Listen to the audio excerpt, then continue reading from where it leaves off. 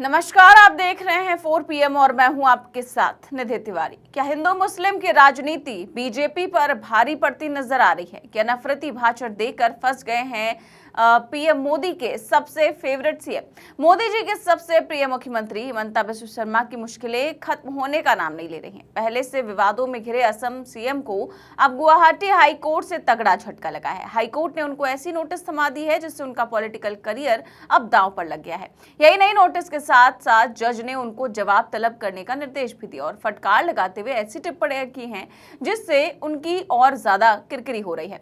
तो कैसे मियाओं के खिलाफ नफरत फैलाकर बुरी तरह से फंस गए हैं मोदी जी के सबसे चहेते मुख्यमंत्री, बताएंगे आपको अपने इस रिपोर्ट में। आज सत्ता की आंखों में आंखें डालकर पत्रकारिता करना बेहद मुश्किल हो गया है। हम पर मुकदमों से लेकर चैनल को बंद करने का दबाव बनाया जा रहा है। मुश्किल दौर है, लेकिन हम हार नहीं मानेंगे।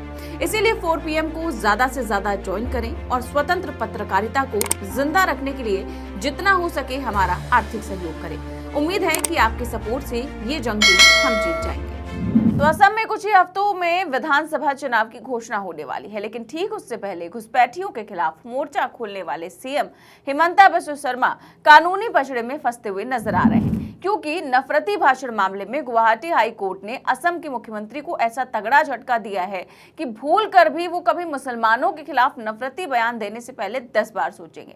दरअसल अदालत ने सीएम को नोटिस जारी किया है। ये नोटिस कई याचिकाओं पर जारी किया गया है। इनमें आरोप लगाया गया है कि मुख्यमंत्री बार बार मुस्लिम समुदाय के खिलाफ नफरती भाषण दे रहे हैं। कोर्ट ने कहा कि याचिकाकर्ताओं द्वारा दिखाए गए कुछ भाषणों में समाज में फूट डालने की प्रवृत्ति दिखाई देती है।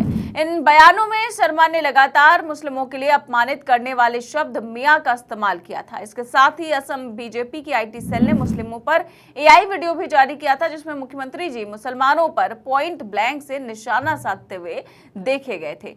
इन्हीं मामलों में दायर याचिकाओं पर गुवाहाटी हाई कोर्ट के चीफ जस्टिस आशुतोष कुमार और जस्टिस अरुण देव चौधरी की डिवीजन बेंच ने सुनवाई की। बार एंड बेंच की रिपोर्ट के मुताबिक कोर्ट ने केंद्र सरकार, असम के DGP और हिमंता बिस्वा शर्मा को नोटिस जारी करने का आदेश दिया है और अगली सुनवाई अप्रैल तक के लिए टाल दी गई है। कोर्ट ने अंतरिम राहत की मांग पर भी नोटिस जारी किया है, लेकिन अभी तक तुरंत आदेश नहीं दिया।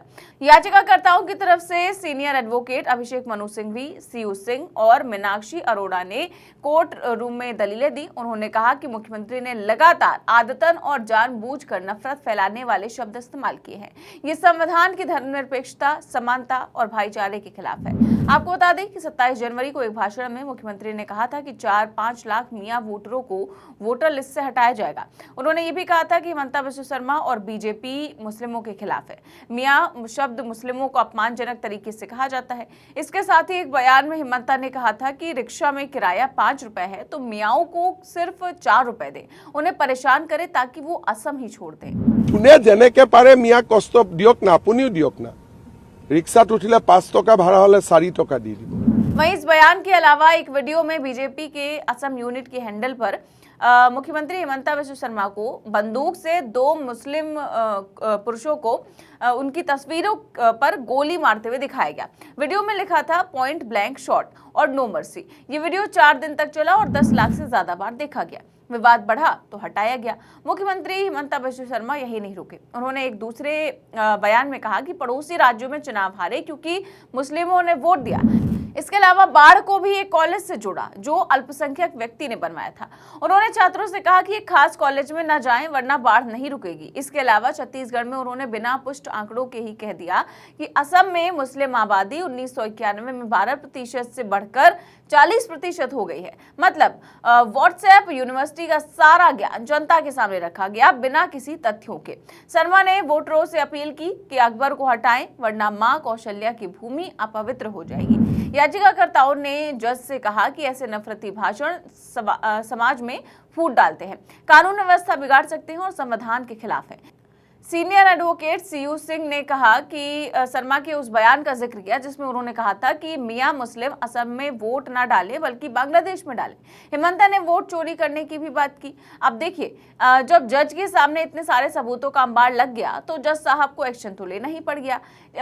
जो जज थे उन्होंने कहा कि जो आप दिखा रहे हैं उसमें समाज को बांटने वाली प्रवृत्ति दिखती है। देखते हैं वो क्या जवाब देते हैं। कोर्ट ने कहा कि कुछ बयान भड़काऊ लगते हैं, लेकिन हर बयान को अलग अलग देखना होगा। अब देखिए, जिस तरीके से इन दिनों अदालतों पर दबाव है, उस हिसाब से देखा जाए तो ये भी एक बड़ी जीत है। हाईकोर्ट द्वारा एक बीजेपी के सिटिंग सीएम के खिलाफ केस की सुनवाई हो जाना भी आज की डेट में बड़ी उपलब्धि है।